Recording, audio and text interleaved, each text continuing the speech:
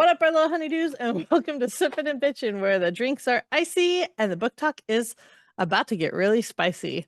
We're your main bitches. We're in episode 5, part 4, the final part of episode 5.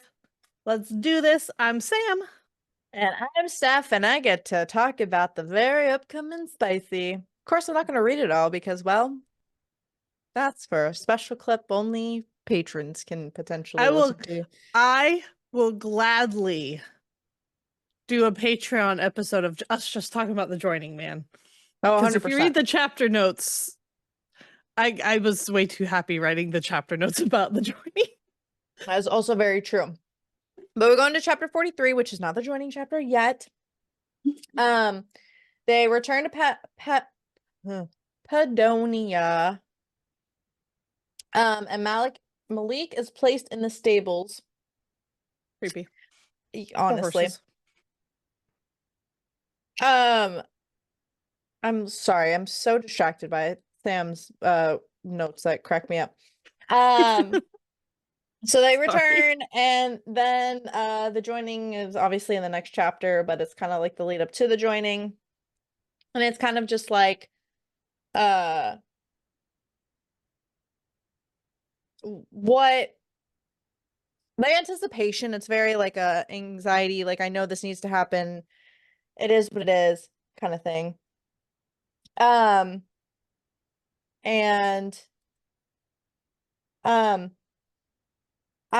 this is my thing, is that I don't know what would be easier if it was like a life or death thing and like I was forced into doing something that like mentally you're ready for.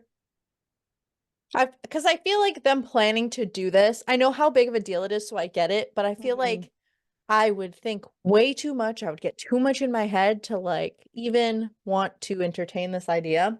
Right. It's fine. I really enjoy that you I really enjoy that you put, if I heard that Kieran was waiting for me, I would run to that man. I think it is so beautiful that she has two men that just care so deeply. Honestly, Delano too. I think the only difference between Kieran and Delano, other than the sexuality thing, and I think Delano prioritizes Poppy in a different way, but Perry is like the love. You know what I mean? Yeah. Like I think Perry is just on a different level. So it would be kind of weird. Anyway. But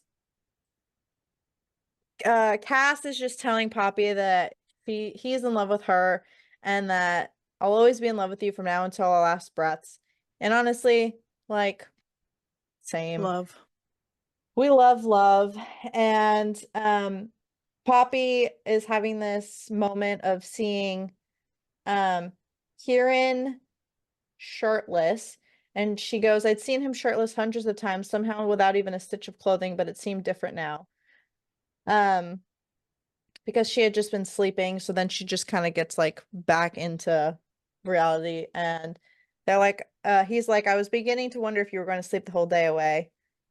Cass goes, I have a feeling she'd stab me if I allowed that. And after everything that she's been through, this girl needs her rest, but I also think this is such a big illustration. Oh, this might be TMI.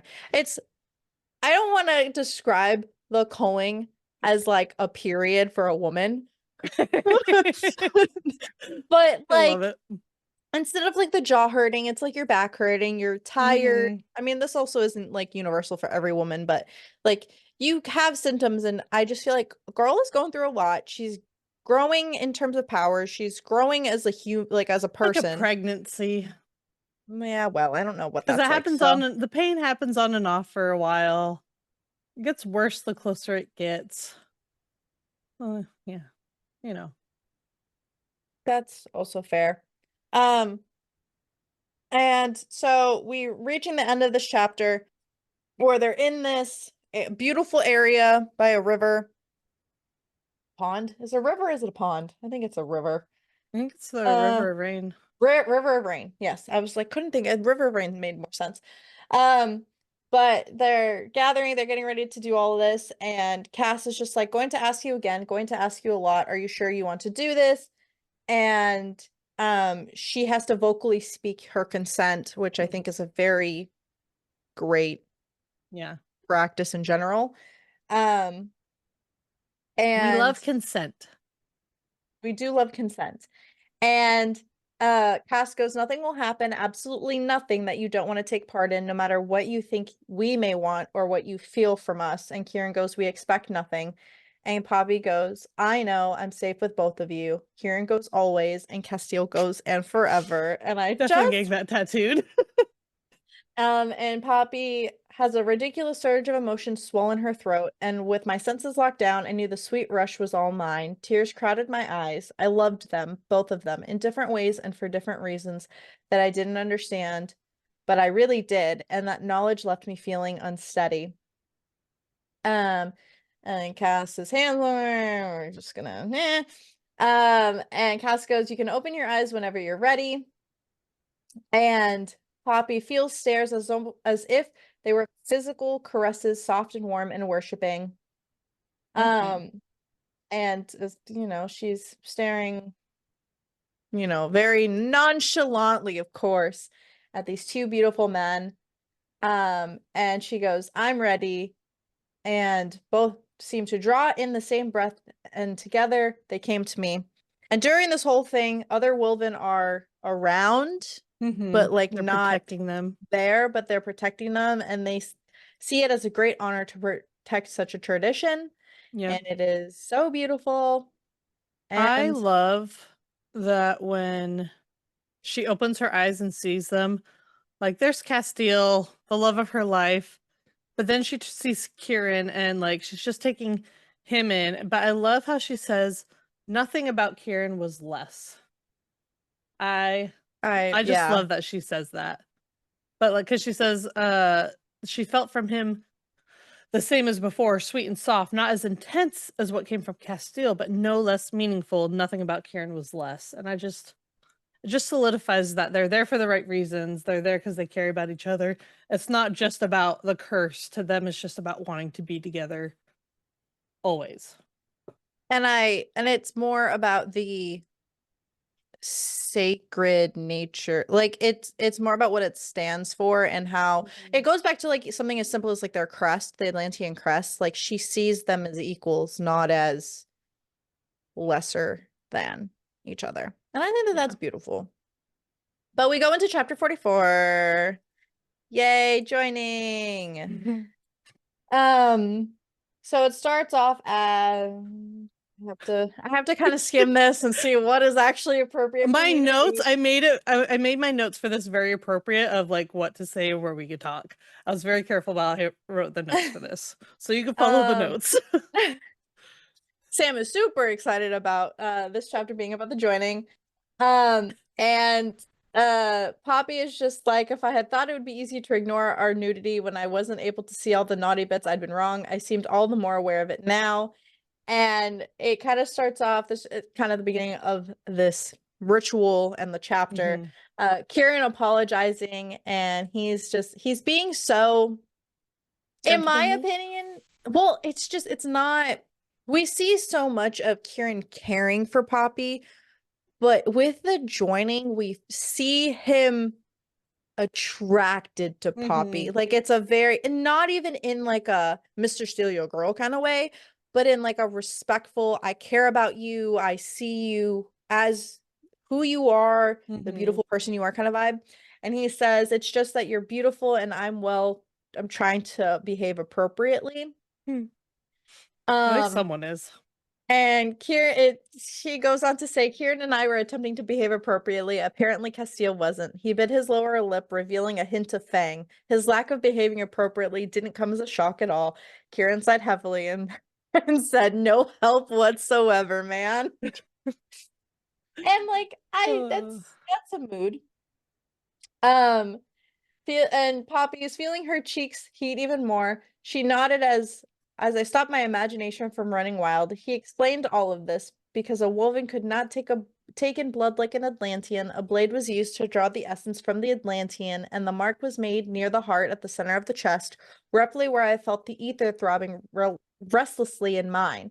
Blood was taken from the woven's throat because there was a conduit of sorts, the bridge designed to link the lifespan of the Atlantean to their mate, but in our case, to link his with ours, theirs with mine. Blood was then drawn at the same time from the strongest one, the one who would hold both life forces, me. And it's so beautiful to see that when you start the series, how not, for lack of a better term, useless Poppy felt to now her being the most powerful and wielding such power not even just like ether power, but like life force power. Like I think that that's insane. Yeah. Essentially this is like a marriage thing where Poppy says a sentence using their full names, ask them for their consent for the joining. She and Castile clasp left hands, and Poppy and Kieran hold their right hands. She drinks from Castile's chest, then Kieran drinks from Castile, then Castile and Poppy drink from Kieran's neck, and then Kieran and Castile drink from Poppy's neck at the same time. And then her arms jerk against her will, but they held my hands, keeping us joined. A riot of sensations hit her like a drenching downpour. That's a very good, like, alliteration yet illustration. Every part of my body tightened to almost painful points. The roar of blood in my ears abated, and the only thing I heard was them, their rough, needful sounds as they drank. The ether rose to the surface, shadow-laced silver rippling from the center of my chest and wrapping around Castile and Kieran, forming crackling ropes of light that twisted and twined their way around our bodies. I wish there was, I know there's talks about a TV series or a movie, I think it's a TV series from Blood and Ash, but I would love to see, I don't know, like maybe CGI and like technology nowadays is great, but like an animated series where like you can visually, like, I'm not even talking about like the nakedness of it all, but like the ether Yeah. encasing them. Like I would The love to magic see like happening that gets described. an Yeah. animation. So that's one thing that's interesting when people talk about these being brought into TV. Do you want it animated or do you want like live action people? There is something, if it was a real series, if it was a live action series, I would want it to be on HBO Max. I wouldn't want it on a platform where they would have to censor it so much where you would lose the integrity of the show. With that being said, I think there is also a level of finding the correct act. It's easier to find a voice versus a whole actor Correct. or actress that could portray these parts and do them justice. Is it impossible? No. That's just where my hangup is. I find that it would be easier to find a voice and then animate something to your will. But that kind of vibe, I think it's easier to draw and bring to life a drawing versus putting actors or actresses. It's like 50 Shades. I've seen interviews after the fact, and I know that what's his name? The man who plays Christian Grey, whose name Jamie Dornan. I think he was like uncomfortable or he wouldn't do it, or maybe it was the Euphoria guy. Like people who do very intimate things, I feel like it causes like a rift in their acting, not a rift in their acting career, but a rift in like their feelings about doing specific kinds of scenes and stuff. So I would hesitate to really do all that. But I like the live action of it all. Like I'd love to see real life people breathe life into or put life into these characters. Yeah. I just feel like animation makes it less like lower stakes. I that's exactly how I felt too. Like as much as I would love to see live people doing it, I feel like a lot gets lost in translation when it's live versus what you can put in for animation. And if you read like the Shadowhunter series and then watched the show, the Shadowhunter series, they lost so much. They destroyed the books in that show. Like it's nothing like the books. And they just lost so much. And so that's my worry with live action stuff, is that they're just going to ruin it. Whereas with animation, I feel like it's a lot easier to stick to what's going on. I also will say the fact that there is an animal component, like a wolf. Like, I think not that Twilight did a bad job, but all I can think of I was is thinking about like Twilight too. Jacob going into Yeah. his wolf for like I know technology has progressed a lot over time, but I think it would be more seamless. I think it would be less work. I don't know. There are a lot of things that really put Yeah. me in the animation leaning toward, but Yeah. we'll Okay. see. Um, We and digress. Let's go back. then people aren't behaving.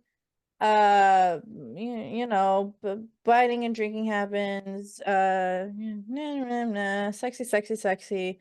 Teasy, teasy, teasy. Cocky, cocky, cocky, There, what? um, there's co conversation about what is wanted, what is not wanted, and Kieran asking questions for once. correct. And Poppy doesn't even remember being taken into Castile's arms or how the three of us ended up tangled, limp, and exhausted under the shimmering cords, but we stayed there until those cords faded around us and into our flesh, joined by our essences, our breaths, and our bodies from now until our last breaths. And I think, though, like we obviously didn't go into depth about like the spicy, but I think what the symbolism and what this really stands for, especially going into the meat and potatoes of this war and like what this means for them, I think shows how impactful because it took like we see their relationship progress over time, like for the past 3 books, but seeing where they are now really shows the evolution. And I think it kind of hints at the progression of where this goes in terms of a Yeah. story. Only because we know that the next book that's coming out in August is the last of Nyctos and Sarah. Nyctos. Thank you. I was gonna say last of the Yeah. line, but like what Yeah. line? And I'm The Flesh and interested Fire to series. see where that goes. That like is there going to be like a not a rebirth, but like a new generation of Yeah. I the wish I profession? knew what to expect in this book, but Jennifer is so mean that she's hinting the book after this book and not even this book. Correct. Well, If you're on her Facebook page, you understand. correct. Anyways, yeah, no, I agree. It's very interesting. A part of me really hopes that we get to meet another joined couple or another joined unit. They don't have to be a couple, obviously, but just to see like The do they dynamic. act. Yeah, do they interact in this and have the same behaviors as Hmm. these three, or is it just based on the relationships? Yeah, because Um, we've discussed bonded woven, but we don't see the magnitude of a joined yeah, situation. So interesting. yeah, Yeah, me too. yeah. Going into chapter 45, they've been laying by the riverbank for a while, and Poppy's thinking about how she's no shame, no regret, like I everything wouldn't felt regret it right. either. Hmm. And that says a lot about like where she's come, because in the beginning she was our cute little maiden who hadn't done anything, and that's what she Hmm. was taught to feel about that stuff, is like shame and regret. And here she is kind of coming to terms of like, no, this is what I wanted. And that's a powerful thing when you come from a certain upbringing and you expect shame and regret, and you realize, no, I'm finally making decisions for myself and this is what I want, and I feel good about that. Hmm. Could relate to that. But she doesn't feel any regret from them either. All she felt was peace, their peace and hers. And it says, in those calm, quiet moments where I began to realize that our hearts beat in tandem and our breaths matched in pace, there was no shame, nor was there a taste of regret or confusion from either of them. All I tasted were soft, airy things. It struck me then that there wasn't anything I was supposed to feel. It didn't matter what I would have thought or felt a year ago. All that counted was what I felt now, what we felt. And that was something good, right, peaceful, beautiful. Yeah, they are. Yeah, they are.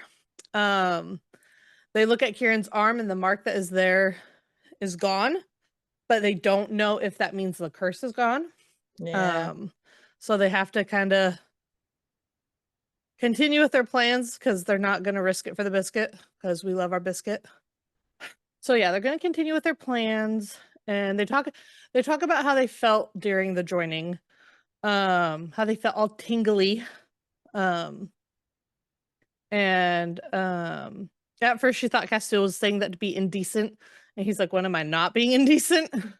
Mood. And she's like, but he's like, "No, I get it. I felt tingly all over too." And she's like, "Well, how about now?" And Kieran said normal, and Castile said indecent, and so she's like, "So no different." Nope. But then Kieran's hand slipped from my shoulder as he sat up farther, stopping to drop a kiss where his hand had been before rising, the sweetness of the act tugging at my heart. I Aww. love that. I want him. But he goes to get in the river, and he's like, "You guys should try it." And they're like, "I'm pretty sure that's freezing." Mood. And Castile's like, "Thanks. I don't really want my fun bits freezing off." Um, love their banter, but they're talking about, he's asking her, like, "How do you feel after all this?" Like, and not about like the tingly stuff, like about just everything that happened. And she says, "I feel normal." And he's like, "Okay, what does normal feel for you?" Because that's a very, and that's true. That's a very like vague term to say I feel normal, because everyone's normal is different. But she says, "I'm not regretful. I don't feel ashamed. I'm relieved we did it. I pray that it works. And I enjoyed all of it." And he's very happy to hear that. And she was wondering, like, "Did you think I would regret it?" And he says, "I didn't think you would, but at least I hope not." And then he says something that I feel like is so true. He says, "Thinking about something and then doing it and then feeling it afterwards are three very different things." That's And very that very relatable. true. Yeah. Um, but he decides, I am gonna go join Kieran in the lake, and he wraps a cloak around her, and he says, "By the way, you're beautiful when you're like this, wrapped in nothing more than a cloak, as beautiful as you are when you're draped in fine silks and dressed in breeches and a tunic. And tonight, when you moved between us, when you opened yourself to us, and your essence spilled out from you, surrounding us, entering me, I felt worthy of such a beautiful gift as you."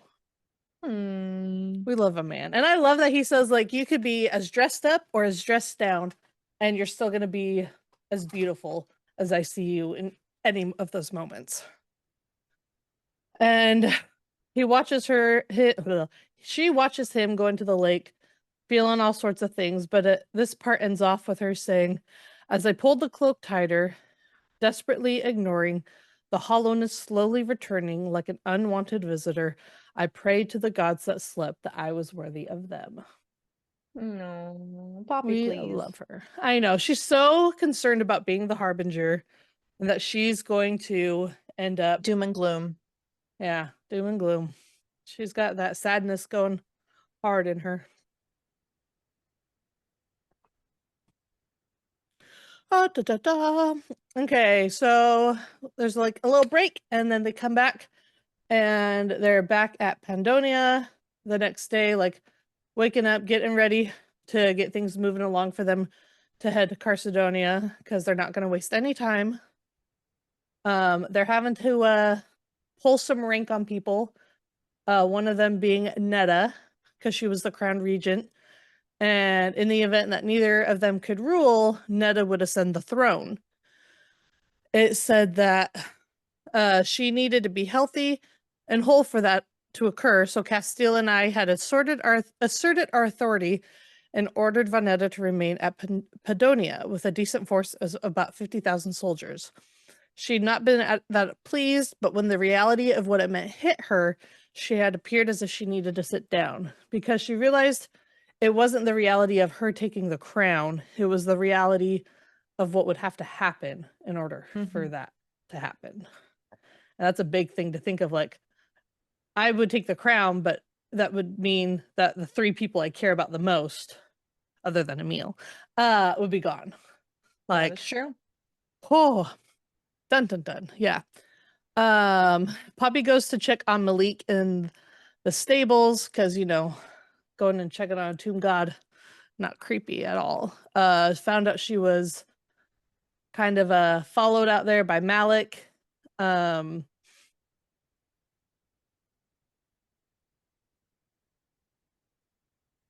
You muted yourself. of course I did. What was the last thing I said? Followed by Malik. Okay.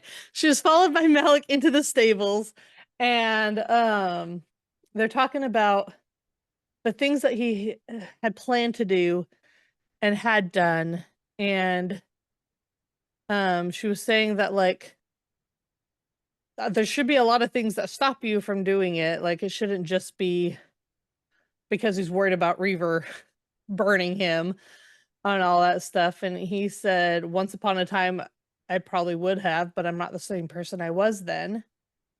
And she's like, well, you're the person who would sacrifice those you care about now. And he's like, well, who would you sacrifice for Castile?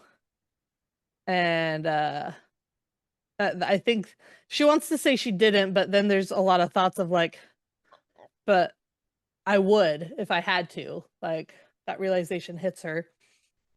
And he says that he's actually relieved to find out that Castile has someone who would burn the realm for him, that he deserves that. And she says, you subjected yourself to decades of God's only know what for Millicent. Would she not do the same for you? And he said, no, she's more likely to set me on fire than a realm. And he said, but your heartmates, and he says, we are, but she doesn't know that.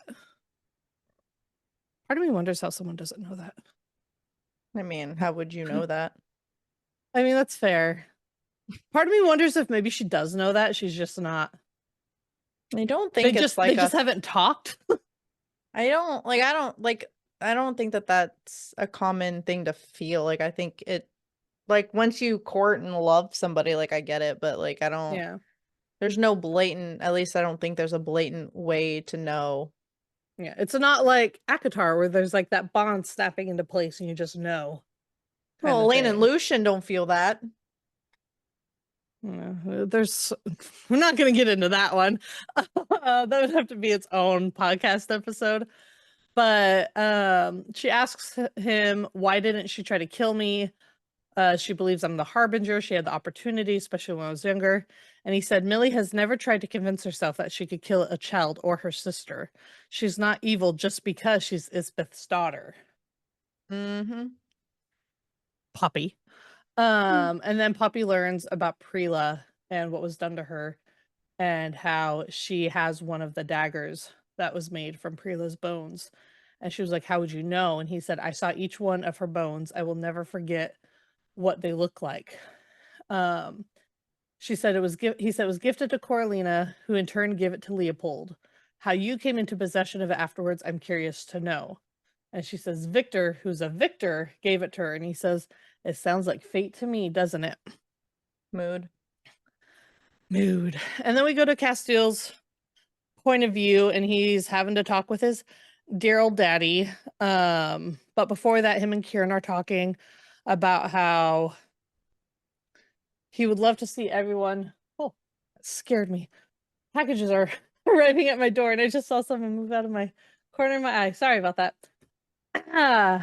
But Kieran and Castile are talking, and Castile's saying how if he could see everyone live through this war, he would, but he knows that not all will. And Kieran tells him the same thing that he had once told Poppy, and he says, you'll already know what it is since you're the one who told me, and it's you cannot save everyone, but you can save the ones you love. And then his dad comes in, and he is going to pull rank, and he does so by starting out saying, the Queen and I, and his father immediately tensed at the formal use of our titles. Being king for so long, he knew that I was about to say brooked little room for argument. Have decided that with Netta remaining in Pandonia as regent, she will need strong leadership to stand beside her. And his father says, "You think I'm worthy of that trust? I believe you would guide." And he says, "I believe you would guide the regent towards what is best for the kingdom, and wouldn't be foolish enough to repeat your mistakes." True. And I agree. I think his father's at that point where he realized they messed up and he knows better now.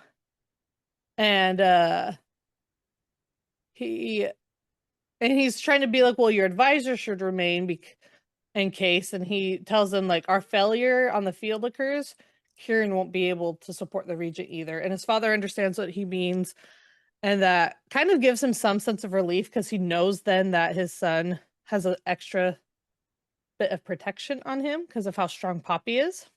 Mm-hmm. And he says, "I'll obey," but he says, "Answer one thing as a father to his son. Is it only the trust of the people and my experience that has guided this decision?" And he says, "You're the one who taught me that I cannot save everyone, but I can save those I love." I love a full So circle Poppy told, moment. and Kieran told Poppy, but that's because Castile told Kieran, but his father told him. And I just, oh, seeing that and where it like originates from, I agree. That full circle moment. It's Mm-hmm. beautiful. I agree. Um, Talk's over, they're getting ready to go. Castile knows that Poppy's entering because he feels his heart stutter. He wasn't sure if it came from him or Kieran because they all saw Poppy. She's like in her full armor, ready to go. And he said Poppy looked like a goddess of war. No, a primal of war. We love that. Pop off, Poppy. And then he's having dirty thoughts about her in the armor because Castile is Castile. They brought out the um they brought out the crowns. Uh Netta says Poppy left without them. I'm not sure if she actually forgot or if it was intentional. And Poppy's just like, she has a thing about these crowns, man. She'd rather do all this shit without them. Tawny's excited to see the crowns. And she says, "They're beautiful. I would wear that every day and night, even to bed." It says, "My eyebrows rose as I realized that I hadn't made love to Poppy yet with the crown upon her head. A slow smile began to creep across my face. Poppy's gaze shot to mine. Kieran sighed. You have likely unintentionally given Cass ideas." Yes, you have. What wonderful ideas they are. Um, and then they're getting on the horses. Castile obviously has Seti, but he sees that they brought a gray steed next to Seti, was of the same bloodline. Phobos, whatever, had Sure. been named after the goddess of peace and vengeance warhorse. He'd been surprised to see him there, but he would make a fine horse for Poppy. I love that they named their horses after the gods' horses. That's kind of cool. Um, and then as they're getting ready to go, Poppy's holding both Kieran and Castile's hands, and he raises him in Poppy's hands, saying, "From blood and ash." And then Poppy raises her in Kieran's hand and said, "We have risen." I love that for us. Love that. Switch back to Poppy's point of view. It's a 2-day ride to the Bone Temple. Um, they're getting going. They're met up by General Mirren and his forces. It says our armies had camped just outside the Blood Forest for the night, and in the moonlight, as the moonlight lit up the ceiling of the tent. Oh, I'm not gonna. They're feeding again. They like to do that, but she says the intimate act had become as natural as breathing, and there'd been no hesitation as he guided my lips to where his blood welled. So she's really coming to terms with the fact that it went from something like I'm not sure about that to it's just now second nature to her. Like it's comfortable now. And she's talking about the taste of it, and she says, like always, it was bright like citrus in the snow, and it heated my veins along that hollow place inside. Um, then she talks about how she fell asleep and she woke up in the middle of the night, disoriented from a dream she had. It said, "I only remember bits and pieces of it. The back of a woman wearing a crown of black diamonds on her silvery hair, sitting on a throne, much like the one I'd seen at the Temple of Nyctos." If you have visions of Flesh and Fire, you'll have the picture of that crown, by the way. She had been weeping. There was also a man with sandy blonde hair standing to her left. Something about him was so familiar. He had begun to turn and spoke just a word, but before I could see his face, the woman, it had been the consort. I knew it. And the man, he had felt like Victor. But to her, that doesn't make sense. To her, the timelines don't make sense. But she's trying to go back to sleep. But she's awake thinking about that. And then she realizes that there's two sources of heat. Kieran is in there, sleeping behind her. So she's in a man sandwich. He didn't know when he joined her, but they were there now. She says, I knew then, like the night in the mountains, that I had turned to Castile, and so had Kieran. Castile had his own gravitational pull that we both responded to in sleep. Also, like that night, nothing felt sinful about how we were snuggled together. The only difference now was that it felt natural. Well, that and the fact that we were joined. It says, our relationship remained as it had been, but there was an intimacy now that hadn't been there before, a closeness, a bond we were reminded of. Every time we felt our hearts beating in tandem, I really wish I was asleep and not thinking about it. Castile wakes up, kisses her, tells her she needs to go to sleep. Kieran tells him they both need to go to sleep. And she says that his hand left my chin and slid down his chest to my hand, to Kieran's beneath mine, to both of ours. Castile hadn't used compulsion, but my eyes shut and I drifted back to sleep with our three hands joined. What a dream team. Yes, it is. And then we go into chapter 47, and they crested the last of the Nile Valley. I'm gonna say Nile, even though it could be Neil, it could be, couldn't tell you. Just as the sun began to set, turning the sky a deep violet blue, Kieran rode to Castile's right, and Delano and the Wolven traveled alongside me. We're in Poppy's POV, by the way. As the northern portion of the rise surrounding Carcedonia came into view, and so they're traveling, and Castile points out that Atlantean armies have never traveled this far west, and Kieran adds, not even in the War of Two Kings. Most of those guards up there have probably never seen an Atlantean or a Wolven, or were aware that they had. Which I think is very interesting, that like, just in terms of the truth that people know, especially at the beginning of the series, like there's so many things that people are told that are just now kind of changing, like they're what they know is changing, and like the evolution of everything. Like I think that's very interesting. Because they expect Atlanteans to look like Craven. Correct, exactly. So I'm just like, we're painting a new narrative, y'all. Yep. And so they're approaching where they need to be, and Castile says, remember the plan, the Wolven will alert you when it's time. General Aylard and Sven nod as Nail and Emil carefully unload the casket, and Sven goes, be careful, but be brave. Our favorite. I think I like that more than Always and Forever. I'm not gonna lie to you. I like both of them so much. And Malik's with them, and Castile says, stay close to me, don't do anything that could jeopardize what we're doing here or your life. And Malik's expression was stoic, but he nodded. Kieran goes, you could at least smile, at least you have a sword this time. And Malik's like, gee, thanks, for allowing me to have the bare minimum protection. I mean, fair. Nail is like, how about you stop bitching and help us? For a sleeping god, the fucker sure is heavy. Malik curses under his breath and says, maybe it's not that he's heavy, it's just that you are all weak. And he says, say that again and I will kick your ass. Well, pop off, girlfriend. Then Castile's like, we will end this tonight one way or another, and then I'm going to find that diamond I told you about. I forgot that he even promised her a diamond, to be honest. Right. But before that, I'm going to get what I want, you in the armor. And Kieran's like, gods. And Castile's like, it's not like you aren't thinking it. Called him out on that, man. He threw him under the bus. Honestly, true. And something that I think is super impactful is he says to Poppy, You have faced Craven and Vampriests, men wearing masks of mortal flesh, stared down Atlanteans who've wanted to harm you, seized cities and freed me. You're more than a queen, more than a goddess on the verge of becoming a primal. You're Penelope Denier, and you're fearless, and you run from no one and nothing. Just love them. Me Anyway, too. um, does he? Kieran takes her crown, or their crowns, I guess, placing it in a Mhm. box that a crown guard held, a much more ornate wooden box engraved thing with the Atlantean crest.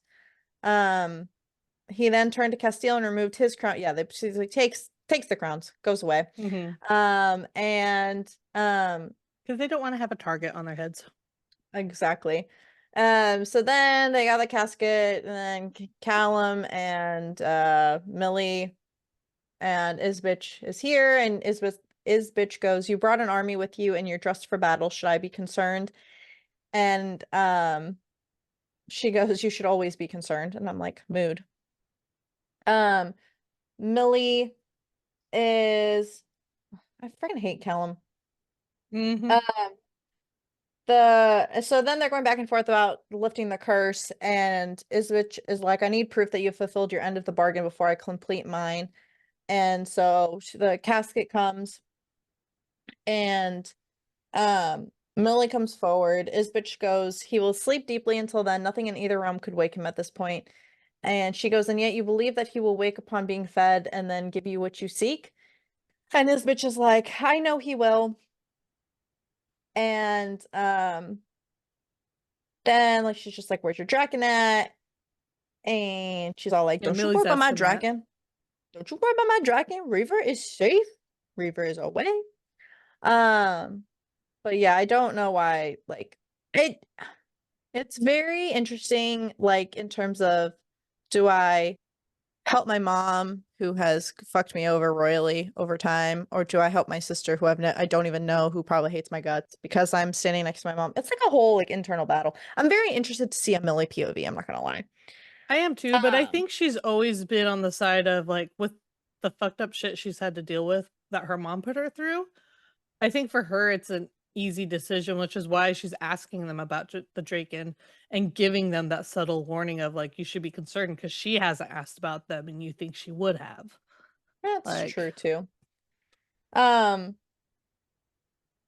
and so Castiel goes, "You worried about where he may be lurking?" And Millicent goes, "No, but you should be."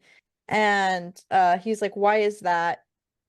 And because Isbitch didn't ask where he is, one would think she'd be concerned. And nor did she mention the fact that you're about 50,000 less than you were when you crossed the Neil Valley. I don't know how you pronounce that. She is fully aware that they are no longer with you, which could only mean that they have been sent somewhere else. Um, she goes, "I know." And and then Millie goes, "Then you should know that there is something very wrong about all of this." Which, understatement. mood.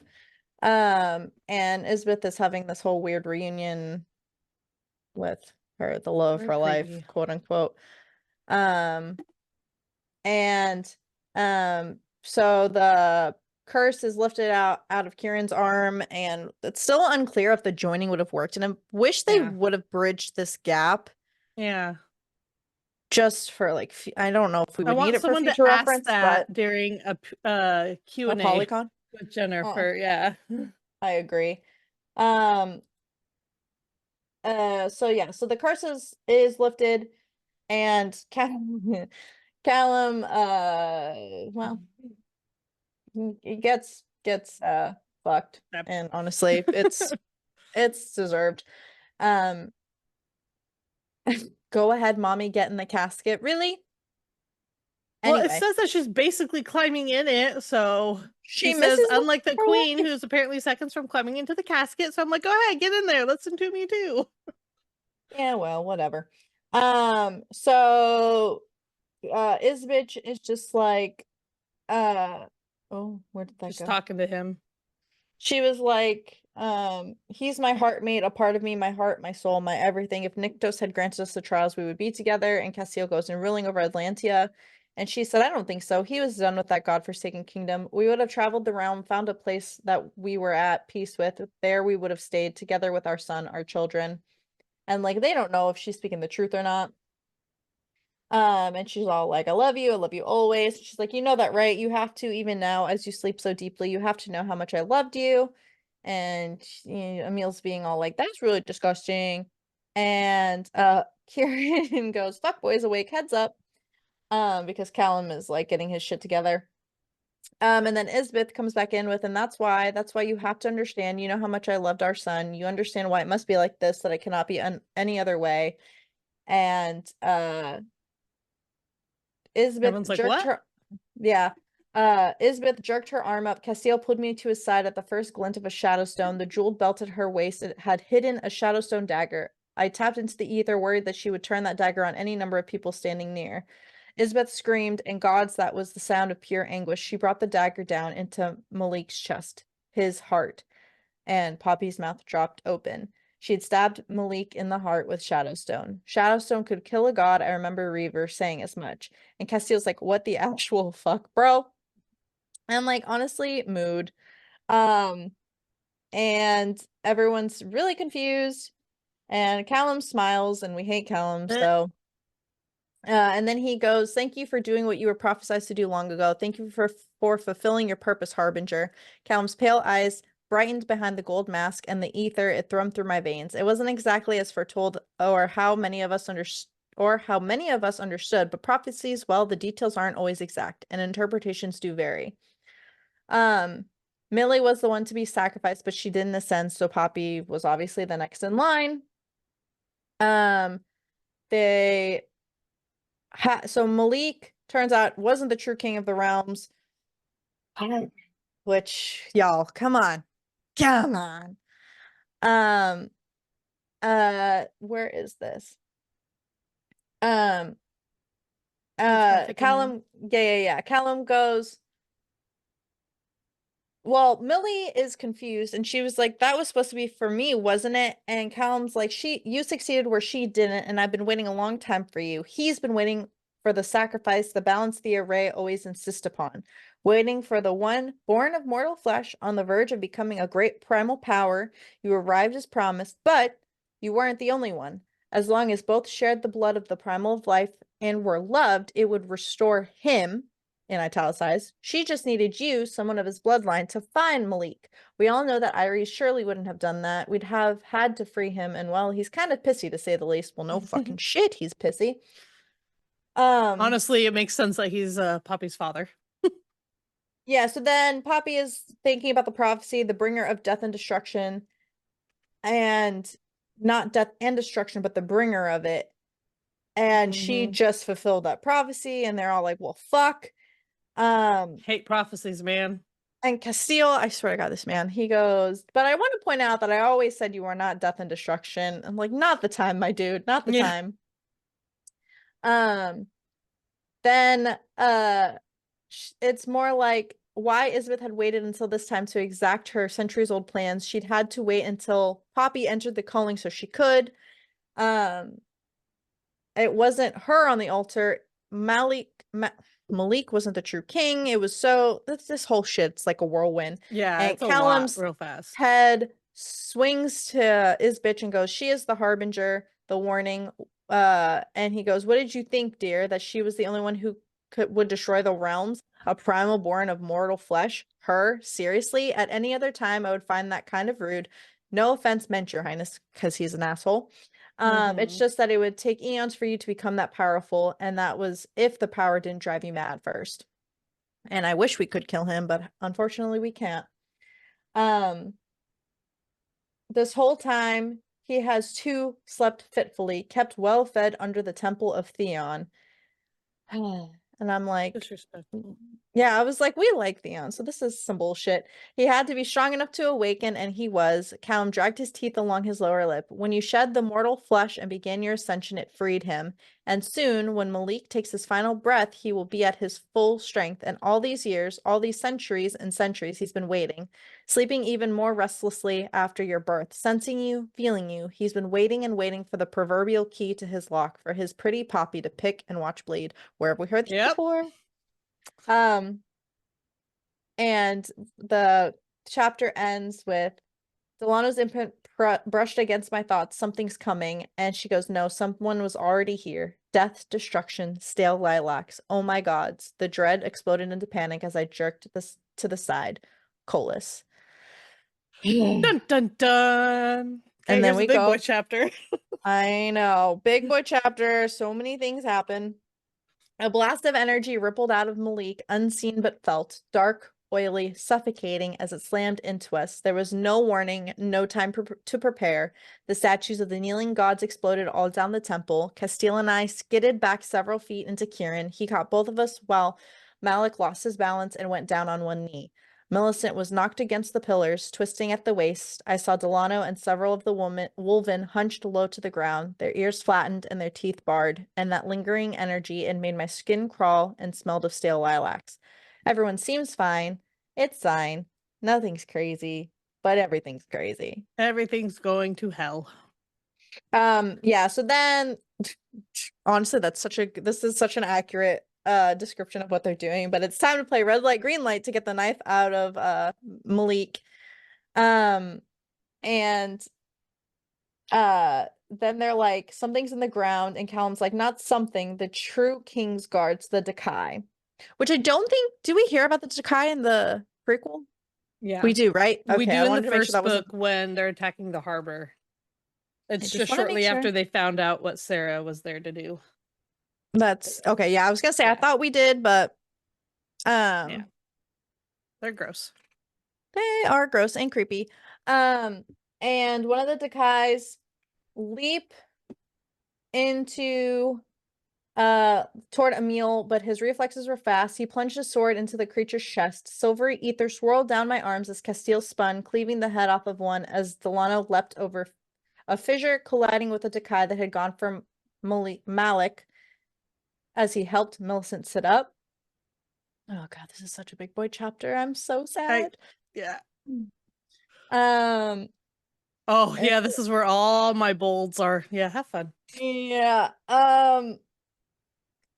A dark shadow fell over me with a gust of wind that blew the braid across my face. River landed, shaking the entire temple as he swept his wings back and stretched out his neck, sending a stream of fire at the Decai on the temple and then to those on the steps. The flames were so bright they blinded me momentarily, so I didn't see Reaver until he shifted into his mortal form. And he tells her to not use the essence it's drawing the Decai to you. You won't be able to fight all of them off. You must stop whatever it is they did to unleash them. That is all you must do.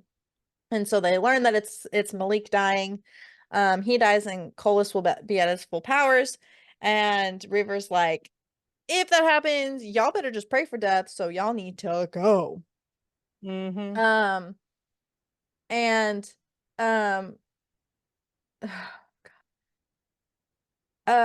then there's a bunch of sad things that happen, and I'm already Come on. Come on. I don't want to say it. Anyway, so Poppy jerks back as the bright silver flames erupted inches from her face and Neith flew overhead. I jumped to where the cracks in the temple weren't so wide. It was a bunch of mayhem.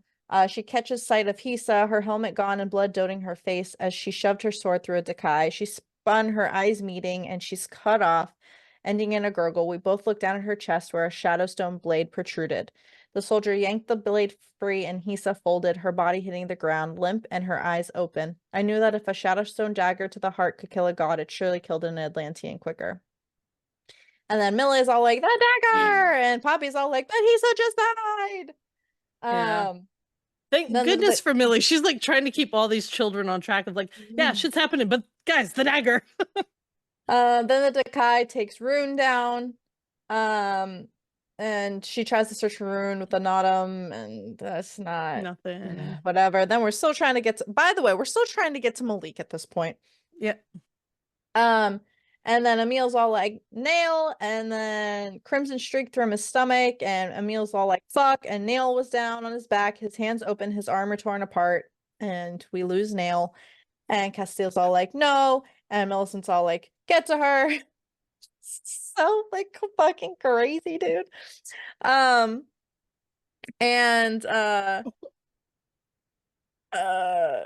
So where are we? And then Air She throws the dagger at her mommy. Yeah, fuck this bitch, to be honest with you. And so they're all back on the track to try to get to Malik. And we wrote Delano leapt, taking down a guard, racing the lower walls of the structure. Poppy shoots forward, thrusting her sword. And so Poppy lets her will stretch out to the Draken, and she sees Neith's midnight wings turn sharply as aimed for the rise. And she didn't look for Aurelia. She couldn't. Um, every part of Poppy being focused on Isbeth as she lifted the sword, her hands and arms trembling as the blade hovered above Malik's throat. And Delano crashes into Poppy. Air punches out of her lungs as she hits the floor hard. Delano landed half on top of me, and I groaned, planting my hands on his shoulders. As I lifted my head to meet his bright blue eyes, she says, "That was unnecessary. I would." And she goes, "Something hot and wet dripped against my hand." I looked down at the streaks of red in his fur. With dawning horror, I saw my dagger protruding from his chest. The sword slipped from my hand. No, and Delano shuddered. And then she screams, "No, please, please, please don't do this. Get up, Delano, please, please." And there was nothing. And I hate this part because it makes me so fucking sad.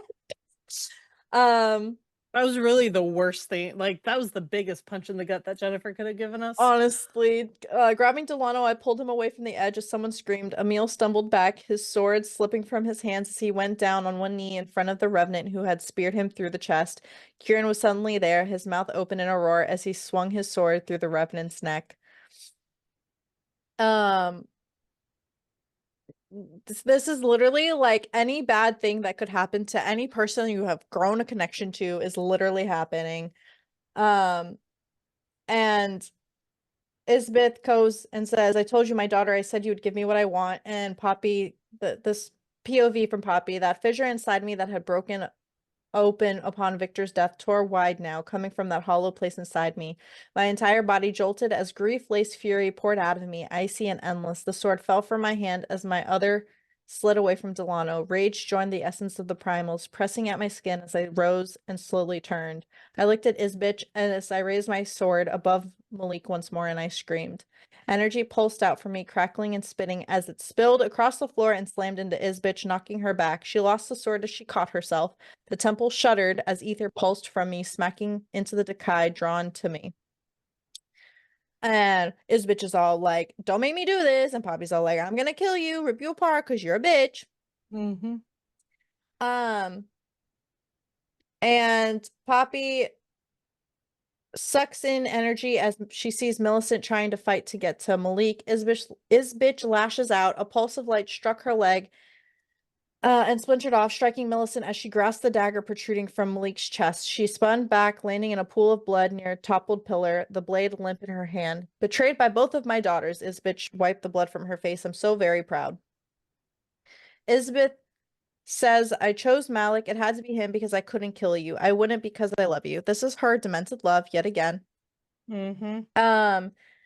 The ether burned straight through her, overwhelming her control as it lifted me from my feet and sent me flying backwards. Every single nerve ending screamed out in pain as the ether shot through me. It was like being struck by lightning, robbing my breath and stealing my muscle control. I knew I was falling, but I could do nothing to soften the impact. Castiel's all like, "Poppy!" And then No. I love you. Let me blast you back. Suddenly there was no light, no color or sound. Then a speck of silver throbbed and expanded, growing brighter, and in that light was her. Hair the color of moonlight fell over her shoulders in a cascading mass of tangled curls and waves. A luminous sheen nearly masked the freckles across the nose and cheek and gave the skin a silvery, pearlescent glow, but I recognized her from the dreams that were in dreams. Her eyes opened, and I saw they were a color of spring grass, green laced with bright luminous ether. And she goes, "It wasn't supposed to be this way," she whispered, but there was no blood tears now. Acidic, icy hot anger fell upon me, an endless fury I had never felt before, could never experience because it had grown for decades, centuries.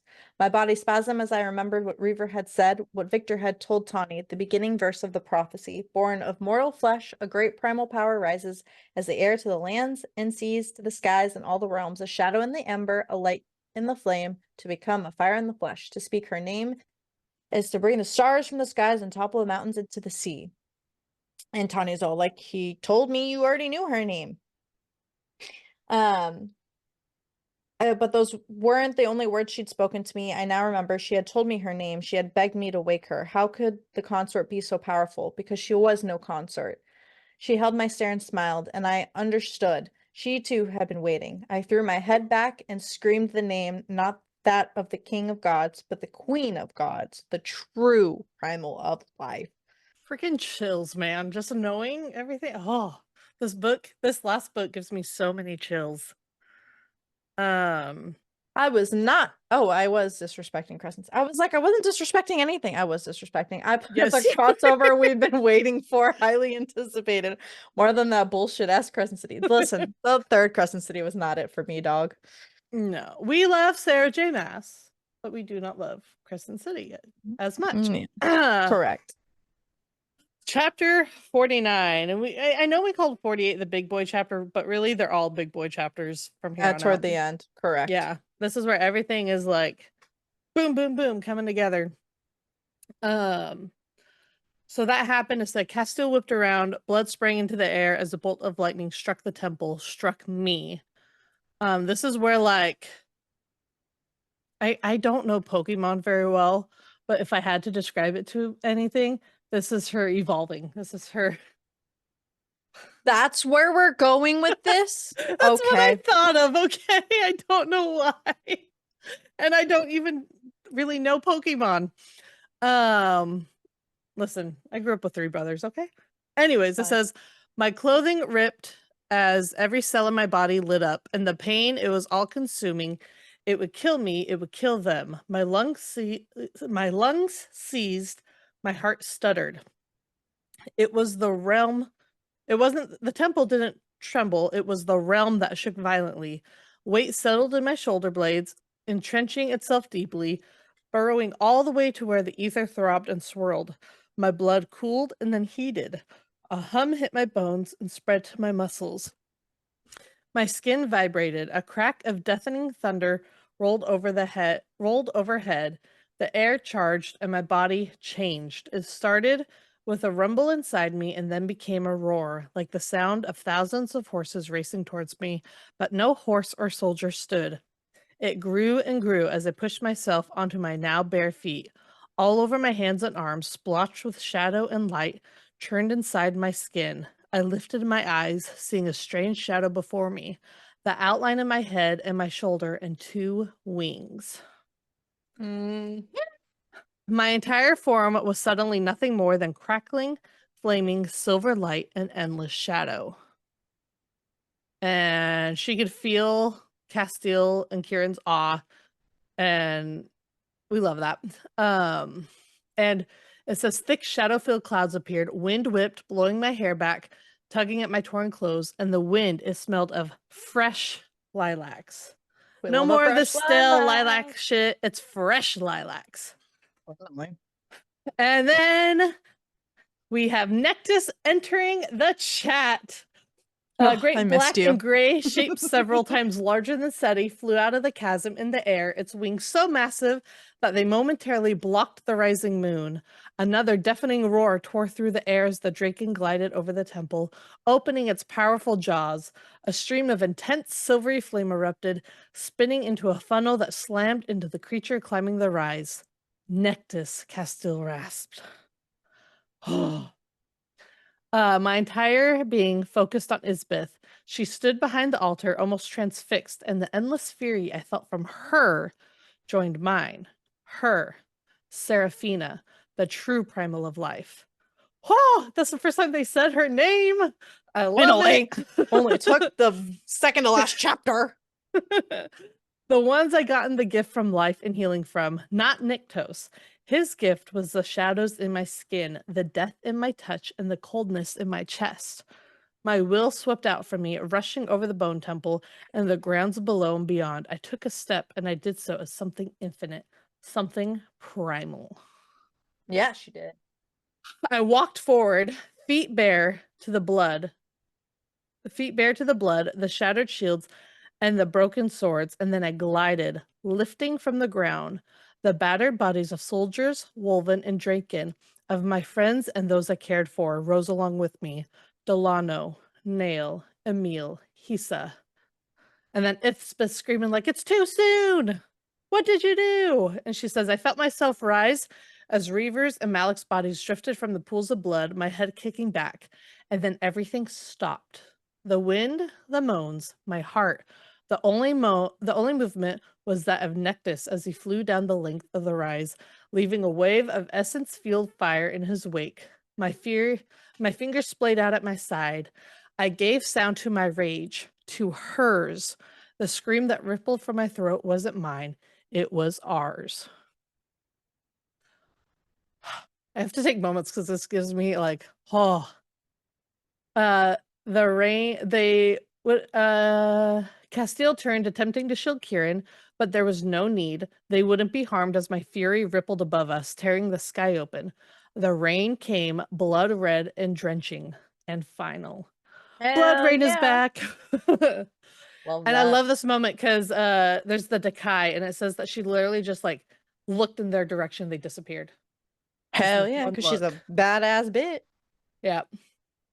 And then she turns to her attention back to Bitch and says, you.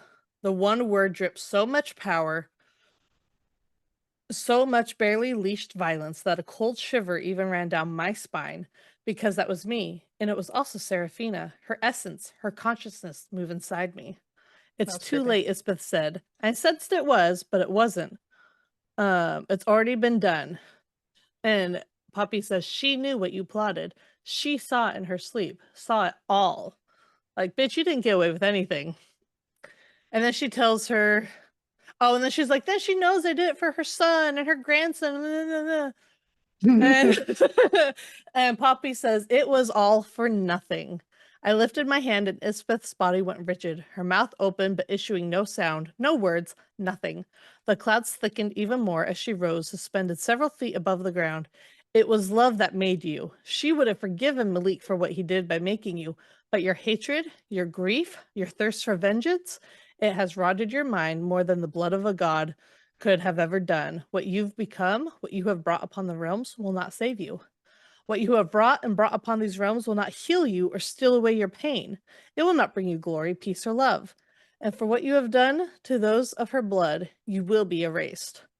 Nothing of you will be recorded in the histories that are yet to be written. You will not be known, neither for the deeds you've done as a mortal, nor for your infamy as a queen. You are not worthy of remembrance. Retweet, snaps, snaps in the chat. Retweet. It says, a presence filled me, and when I spoke, it was the voice of the true primal of life. I was once taught that all beings are worthy of an honorable, quick death. I no longer believe in that, for your death will be dishonorable and endless. Nyktos awaits the start of your eternity in the abyss. I love that.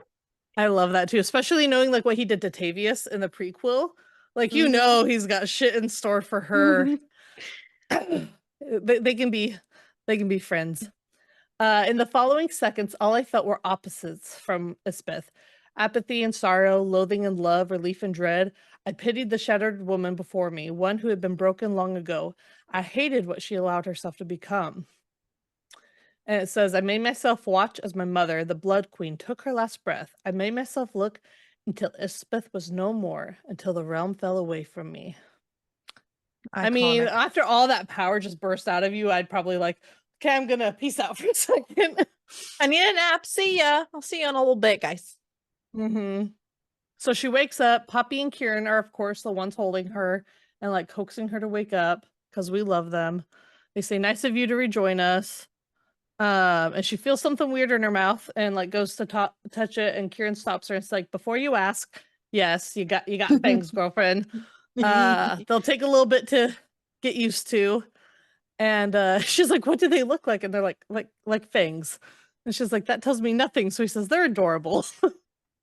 And it's just cute. But when she sits up, she sees Nail, and she's like, wait a minute, I saw him like leave and stuff. And she's like, I don't. And then a cool nose brush against her arm. Her head whipped over, and she saw these vibrant blue eyes and white fur streaked with red met mine. A shudder shook my entire body. Delano, his springy imprint brushed against my thoughts. Poppy. Crying out, I threw my arms around the wolven. Castile let out a rough laugh as they buried my face in Delano's neck. I didn't know how he was here, and I couldn't stop shaking as I held him, soaking in the feel of his soft fur between my fingers and against my cheek. Kieran's hand moved up and down my back, and I realized then that I was crying, sobbing really, as I held Delano in a near chokehold. He allowed it, though, wiggling his body as close to mine as he could get. He was alive.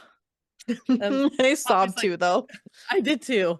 Oh man. I think Poppy's like, the man's gotta breathe. It's like, does he though? He's fine. He's fine. He's being loved. Let him get the pets. She found out that she passed out, and when they came back, like, because she was like, what happened? How are they here? I saw them die. And they said it was you. When you passed out, it was like the craziest, the most beautiful thing that they've ever seen. These orbs, that's the best, they don't know how else to describe it, kind of floated out, and like they came from the sky. For some reason I was gonna say they floated out from her. That would be weird. No, they came down from the sky, look like the stars are falling. To speak her names, to bring the stars from the skies. But it took over them and it raised all of them. We learned that Reaver took Malik back to Elysium, which thank God for Reaver. He was like, hey, well, all this has happened. I'm gonna take him and go. We're gonna go. But Nectus is there. We love Nectus. And of course, Poppy being true Poppy, the first thing she asks is, how are you wearing pants? And he says, I can manifest clothing if I choose to do so. Reaver's not nearly old enough for that. And they're like, what? And he says, he may be older than everything you know, but he's still a youngling. And to many, he is still Reaver butt. I love this so much, dude. I love how Kira's like, wait, what? I love Reaver butt so much. So much. And she starts to apologize about Jadis, and he says she's alive. Like, and they're like, wait, Reaver thought she was dead, but he says he's not her father, so he couldn't sense her, but I can, and I know she's alive. And so they promise that they're gonna find her. And I'm excited for them to find her, but I'm also scared for them to find her because I have no idea what's gonna happen. But we learned that Millicent ran off and Malik went after her. They're not sure why she ran off. And then she's like, how did I bring everyone back? Like, I can't do that. And Nectus tells her, it wasn't just you who brought them back. You're not that powerful yet. You had help. The primal of life aided you, and Nyktos captured their souls before they could enter the veil or the abyss and then release them. Oh, love Nyktos so much. Wait. And oh, wait, that might be a spoiler. Never mind. I can't say what I was going to say. Never mind. We'll talk after. Because I have so many thoughts about all this that I can't say, man. But Kieran's like, well, we could have done without them. And he's like, no, there has to be balance. Especially when the primal of life granted such an act. And she said, Seraphina, the consort, she's the true primal of life. And he says, yes, she's the heir to the lands and the seas, skies and realms. The fire in the flesh, the primal of life, the queen of gods, the title we hear all the time, the most powerful primal for now. Right? It started with your great grandfather, and they give background, the history that we all know about what happened between Ethos and Colas. They found out Colas is the primal of death, and that Nyktos is a primal of death, but he's not the true primal of death. And nor was he ever the primal of life and death, and he would never answer to that title. And she's like, so that's why her name can't. Poppy's thinking still that her not being able to say her name is bullshit. That it's like Nyktos this, Nyktos that, but it's really her. And you learn that it was actually her that helped make the Caillou wolves into the Wolven.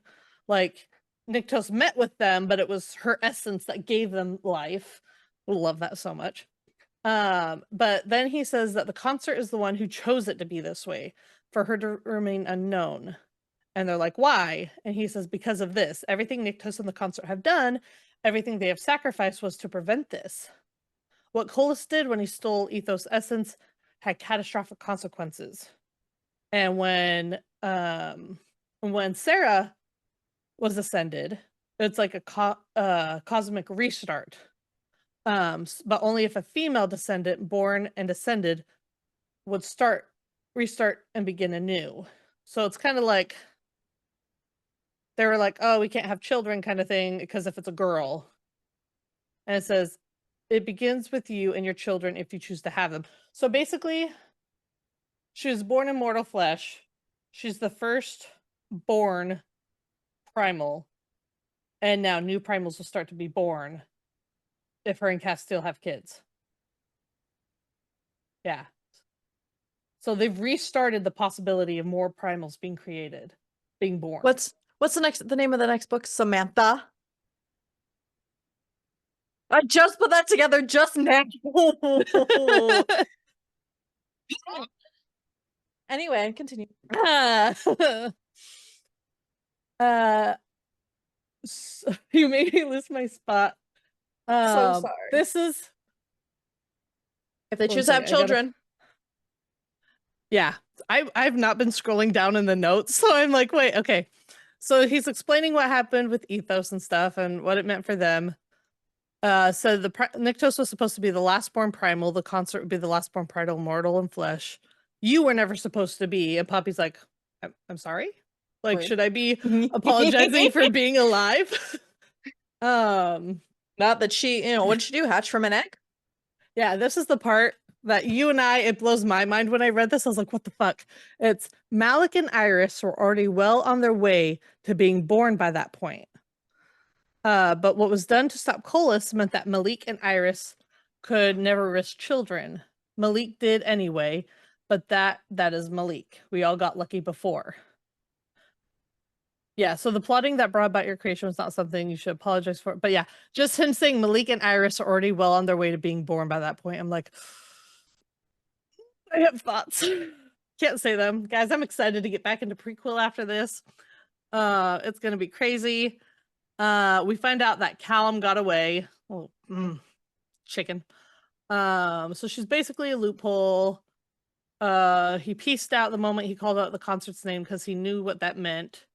She was gonna find him. But he looks to Poppy and says, "You're not just a loophole. You are many things. The primal of blood and bone, the true primal of life and death, life and death. Those two essences that have never existed in one, not in the consort, not in Nyctos. And the primal of blood and bone, guys. I wonder where we heard that. Well, I guess you might not have heard that. The next book. I was gonna say the next title. The next new book coming out after the 5th book that we'll get into later. Yeah. The one hasn't come out yet. He's asking where Iris is. She says, I know where he is. I'll take you to him. And they're seeing like the vines on the ground. They're gray, spread from their thin dull vines, turning the moss underneath. The same lifeless character. So the lifeless color. Is that kind of like the rot? What it's doing? I don't know, Samantha, is it? Sorry, that just literally entered my mind. I didn't think about that when I was reading it. He says, Colas, as I said, what has been done to stop him has been undone. Malik lives. We stopped him. And he's like, you stopped nothing. And she was like, Colas was already awake. And he confirmed that. He said what was done tonight was just to free him. And it says, you only slowed what was done, preventing Colas from returning to full flesh and bone power. But he will if left unchecked. His corruption is already here, tainting the lands. This is why the primal of life aided you in restoring life to so many. You will need every one of them if you have any hope of stopping him. And she says, entombing him? He says, kill him. And they're like, how are we supposed to do that when like Nyctos and Sarah couldn't do that? And he leaves them, and Jennifer leaves us with this. If I knew the answer to that, do you think I'd be standing here? Take me to Iris. We must find Jadis, and then I will need to return to Elysium, and you, all of you, must prepare. Colas is not the only one who has awakened. The consort and Nyctos no longer sleep. That means the gods will be awakening all across the many courts of Elysium and in their mortal realm, and many of their loyalties do not lie with the primal of life. The war you fought hasn't ended. It has only just begun. Which I think it's a double wombo combo because it's a Sarah Nyctos war, and then it's a Poppy Cass war, and it's all like war. What is it good for? No? Okay. It's No. gonna be insane. Like, it's gonna having all of them, like, because that means we're gonna have like Eos and all those gods, Bel and all of Belle them. and Oh, it's gonna I'm so be. excited. I'm more excited about this crossover than I ever was with the Crescent City Akatar It's crossover. because it was literally like 2 pages. Let's calm down. Yeah. 2 chapters, whatever. But I was excited for it and I was let down. I don't think I'll be let down with this one. Me Like, I don't neither. feel that at all. Anyway, but that's the end of the War of Two Queens until now we're going into A Light in the Flame. Back to Sarah Which- and Nyctos. Back to Sarah Nyctos. Wait. Yeah, For the back to next Sarah 2 books. Nyctos. Yeah. For the next 2 books, and then we'll go back. But that's fine. We like Sarah Nyctos anyway. So Sippin N Bitchin on everything. And we'll catch you later, bitches. We're gonna edit. go theorize now. Oh yes, we are gonna go theorize. So we'll catch you. Bye. Bye.